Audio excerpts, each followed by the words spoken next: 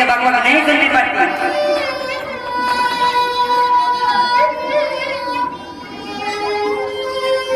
देख छोड़, जितना जल्दी हो सके चूल्हा चौका करना सीख ले, और ये मेरा अंतिम फैसला है, तुम्हारा विवाह होगा और कल ही होगा। इस प्रकार छोटी सी आनंदी का 9 वर्ष की उम्र में विवाह हो जाता है। बाल विवाह सदियों से चलती आ रही है। कुरीतियां के कारण न जाने लाखों नारी को अपने प्राण की बलि देकर इस कुरीतिया का कीमत चुकाना पड़ा। इसका शिकार आनंदी 9 वर्ष की उम्र में हो गई। अब 5 वर्ष बीत चुके हैं।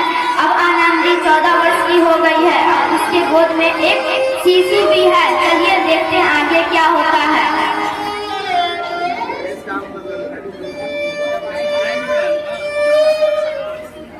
बहू तुम अभी तक सोई है। रश्मि जब से हमारे घर पर आई है तब से हमारा जीना हराम कर रखा है।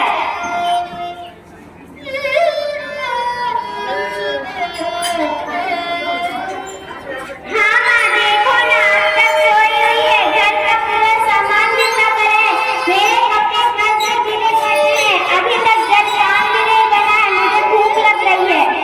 जा छोटे तो रश्मि को 2-4 काम करो और उससे घर का सारा काम करवा।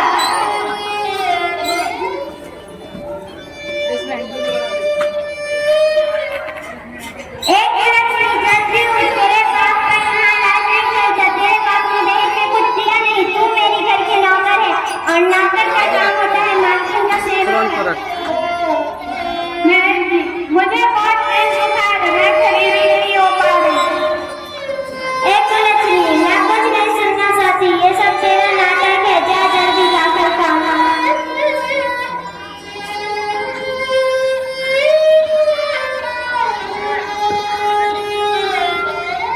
आनंदी तुम्हें क्या हुआ? तुम क्यों रो रही हो? नहीं, मुझे कुछ नहीं हुआ, मैं यूं ही रो रही हूँ। ऐसा हो नहीं सकता। तुम्हें बहुत तेज बुखार है, तुम्हें वैद्य उपचार की जरूरत है। नहीं, मैं यूं ही ठीक हो जाऊंगी। ठीक है।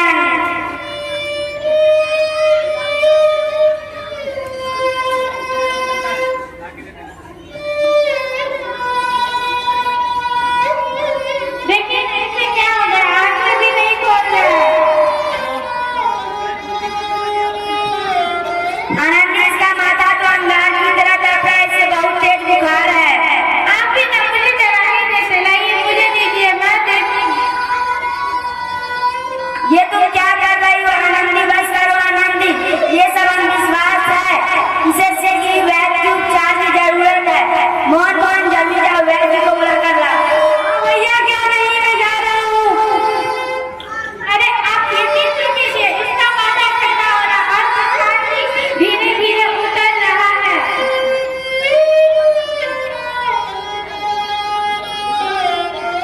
ना बाबू उठो। देखिए ना, इसे क्या हो रहा है? आंखें भी नहीं खोल रही। देखो आनंदी, अंधविश्वास का नतीजा, अब मेरा शिशु कभी आंखें नहीं खोलेगा। आप नकली भी बोलते हैं, ऐसा नहीं हो सकता। मेरे बच्चे को मुझसे कोई नहीं छीन सकता। बंद करो या पागलपन आनंदी, अब मेरे शिशु इस दुनिया में नहीं रहा। भगवान ने मुझसे मेरा बच्चा छीना, भगवान से मेरा भरोसा उठ गया। भगवान ने नहीं, तुम्हारी अशिक्षा और विश्वास में तेरा बच्चा छीना। अगर तुम आज पढ़ी लिखी होती तो मेरा शिशु जीवित रहता। तुम अनपढ़ हो आनंदी, अनपढ़। नहीं, मैं अब अनपढ़ नहीं रहूंगी। मैं आज अभी से यह संकल्प लेती हूँ कि मैं पढ़ूंगी। आज क्योंकि कल आने वाला कल किसी और आनंदी का गोद सुनाना। शाबाश आनंदी, मैं तुम्हारे साथ खड़ा हूँ। यही तुम्हारे पापों के लिए प्रायश्चित है।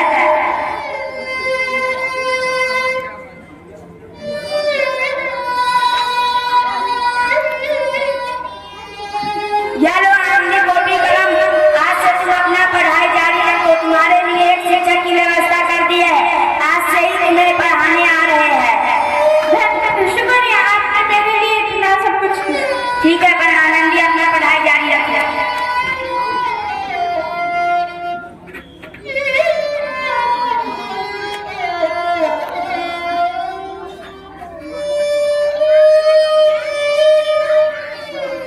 देखो नंदी, आप समझा कर अपनी पढ़ाई लिखाई जारी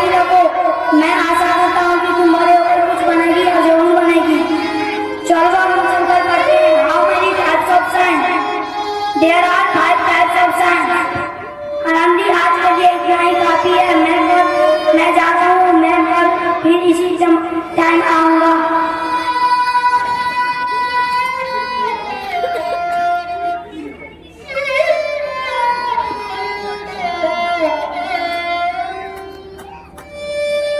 दीदी लोग आगे चलकर मेरा बच्चा अच्छा रहे।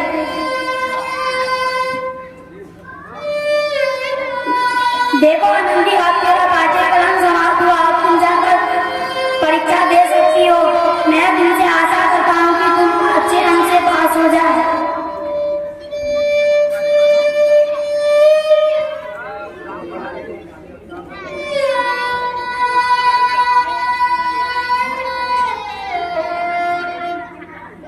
आनंदी आनंदी, तुम्हारी मेहनत रंग लाई है। तुमने 12वीं की परीक्षा में पूरे कॉलेज में उत्तीर्ण किया है। वाह, मैं परीक्षा में उत्तीर्ण आई हूँ, तब तो मैं और मेहनत और लगन से पढ़ाई करूंगी।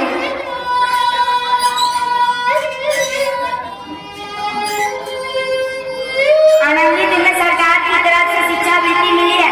अब तुम अमेरिका जाकर अपनी पढ़ाई कर सकती हो।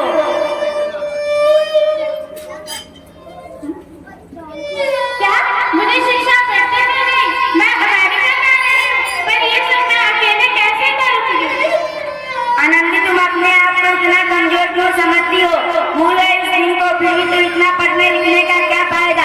तुम अब की भी गवार की गवार ही हो। नहीं, मैं जाऊंगी, अवश्य जाऊंगी। वो काली रात को मैं कैसे भूल जाऊं? वो काली रात में मेरे पर गिरहत संकट में समाई है। ठीक है आनंदी, अब अमेरिका जाकर अपनी पढ़ाई जारी रखो। इस प्रकार 2 जनवरी 1987 ईस्वी को आनंदी 20 वर्ष की हो गई है। वह अमेरिका के लिए अकेले निकल पड़ती है। अब 3 साल बीत चुके हैं। अब आनंदी ऑक्सफोर्ड यूनिवर्सिटी से मेडिकल ऑफ मेडिसिन की उपाधि प्राप्त कर ली है। वह बड़ी डॉक्टर बन चुकी है। वह अपने देश लौट आई है। वह गरीबों लाचारों का मुफ्त में इलाज करती है। इधर आनंदी के पिता की हालत बहुत खराब है। चलिए देखते आगे क्या होता है।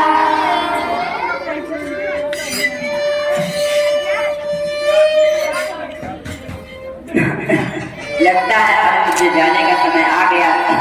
अब मैं नहीं बचूंगा। ऐसा मत बोलिए, अमेरिका से लड़कर एक डॉक्टर आए हैं, तो हम जैसे गरीबों का मुफ्त उपचार करते हैं। चलो वहाँ चलकर दिखा देते। हाँ, क्यों नहीं, चलो चलते हैं, अभी चलते हैं। दूसरे शहर से पढ़कर नए डॉक्टर आई है। भगवान करे आपका इलाज तो हो ही जाए, कम से कम दिल को तसल्ली मिल जाएगी। चलो चलते हैं।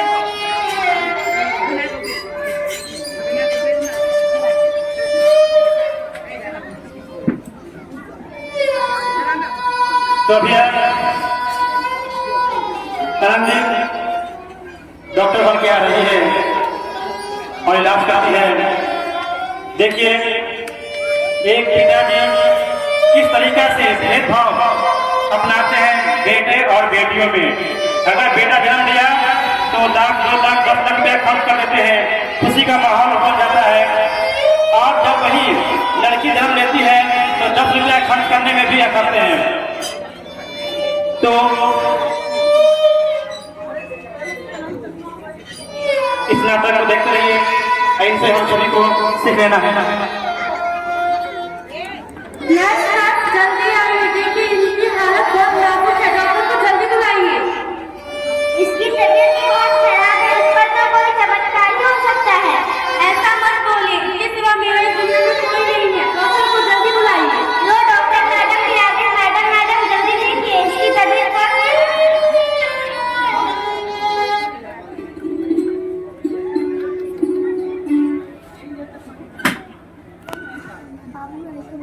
Next, please give me a vertical.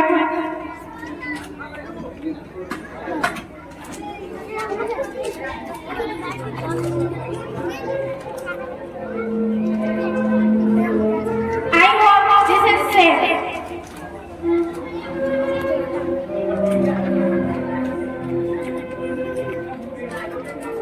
अरे मैं जिंदा बच गया, ये चमत्कार कैसे हुआ? डॉक्टर साहब ने आपका जान बचाया है।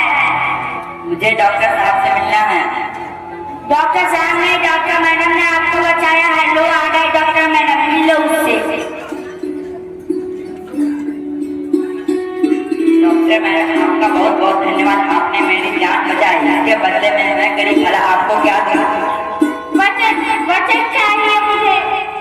वजन कैसा वजन? मुझे यह वचन चाहिए कि आज के बाद कभी यह नहीं कहोगे कि लड़कियां कुछ नहीं कर सकती। अरे श्यामला, पहचाना नहीं क्या? ये तुम्हारी बेटी आनंदी है।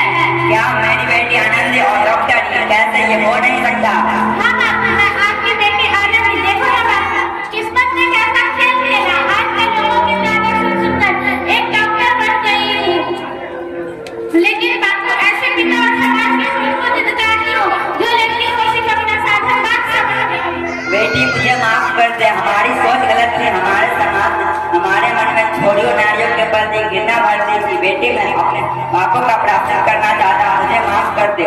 देख समय का कैसा चक्र है। जिस बेटी को हमने घर से महत्व समझा था, उसने हमें जीवन दान दिया और अपने माता पिता और समाज का नाम रोशन किया। उठो बापू, उठो। आज के बाद मेरे यह वचन करो कि आज के बाद कभी यह नहीं कहोगे कि लड़कियां कुछ नहीं कर सकती। लेकिन बापू, हमारे गांव के समाज को यह समझना होगा कि लड़कियां उनके बिना संसार नहीं चल सकता। तो फिर लड़के और लड़के में भेदभाव क्यों?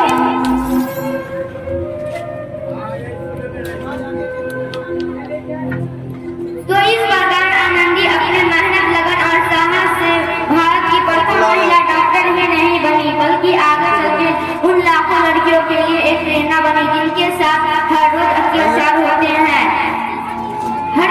हम सबको, हर किसी को माँ चाहिए, बहू चाहिए, पत्नी चाहिए, फिर बेटी क्यों नहीं चाहिए? अगर बेटी नहीं रहेगी तो माँ, बहू